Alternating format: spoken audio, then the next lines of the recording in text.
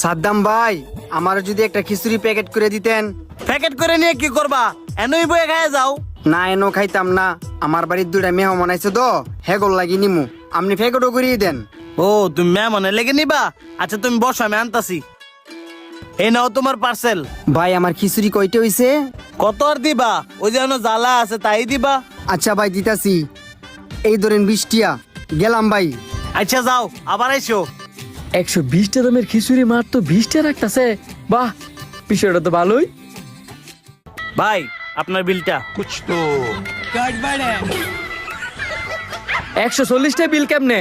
কেন ভাই, আরো বেশি হওয়ার কথা ছিল। উল্টা কম হওয়ার কথা। ওইখানে লেখা আছে খিচুড়ি 20, পানি 20, টোটাল হয়েছে 40 টাকা।